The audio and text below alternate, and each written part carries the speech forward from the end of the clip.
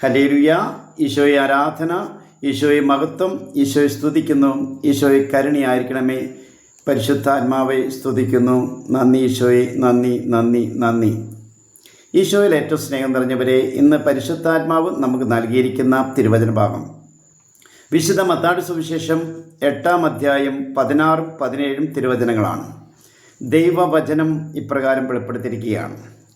സായാജ്ഞമായപ്പോൾ അനേകം പിശാച് ബാധിതരെ അവർ അവൻ്റെ അടുത്ത് കൊണ്ടുവന്നു. അവൻ അശുദ്ധാത്മാക്കളെ വചനം കൊണ്ട് പുറത്താക്കുകയും എല്ലാ രോഗികളെയും സുഖപ്പെടുത്തുകയും ചെയ്തു. അവൻ നമ്മുടെ ബലഹീനതകൾ ഏറ്റെടുക്കുകയും രോഗങ്ങൾ വഹിക്കുകയും ചെയ്തു എന്ന് യെശയ്യാ പ്രവചിച്ചത് അങ്ങനെ നിറവേറി. Hallelujah, hallelujah, hallelujah. പ്രിയമുള്ളവരെ, ഇന്നേ ദിവസം നമ്മൾ തിരുവചനം ധ്യാനിക്കുമ്പോൾ കർത്താവായ ഈശോ ഇതാ പത്രോസിൻ്റെ വീട്ടിലെത്തിയപ്പോൾ അവൻ്റെ അമ്മായിയമ്മ പനി പിടിച്ച് കിടക്കുന്ന അവസ്ഥയിൽ അവളെ സൗഖ്യപ്പെടുത്തിയ സമയത്ത് ഏകദേശം വൈകുന്നേര സമയത്താണ്.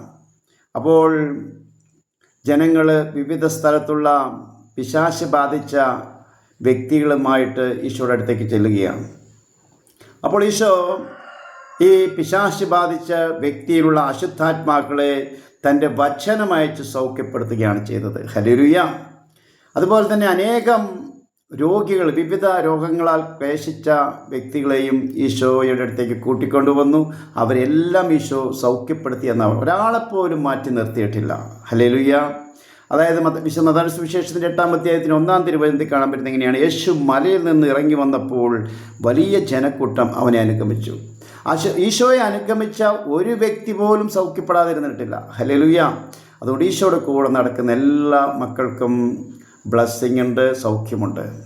പുറപ്പാട് 15-ാം അധ്യായം 26-ാം തിരുവചനത്തിൽ പറയും, ഞാൻ നിന്നെ സുഖപ്പെടുത്തുന്ന കർത്താവാണ്. ആ സുഖപ്പെടുത്തുന്ന കർത്താവാണ് ഈശോ. ഹല്ലേലൂയ.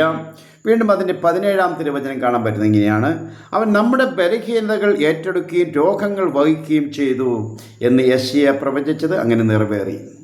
യഥാർത്ഥത്തിൽ ഈശോയാണ് ലോകത്തിൻ്റെ രക്ഷകൻ എന്നുള്ള ബോധ്യം ഇവിടെ വെളിപ്പെടുത്തുകയാണ്, അത് പൂർത്തീകരിക്കുകയാണ്. പ്രിയമുള്ളവരെ, ഈ വലിയ ആഴ്ചയിൽ ഈശോയുടെ പീഡാസഹനത്തോട് ചേർന്ന് നമുക്ക് ആയിരിക്കാം. അതുപോലെ തന്നെ ലോകം മുഴുവൻ അർപ്പിക്കുന്ന പരിശുദ്ധ കുർബാനയിൽ ദിവ്യാന ഈശോയെ ഏറ്റവും യോഗ്യത നമുക്ക് സ്വീകരിക്കുകയും ചെയ്യാം. നല്ലൊരു ദിവസം ആശംസിക്കുന്നു. ആമേൻ.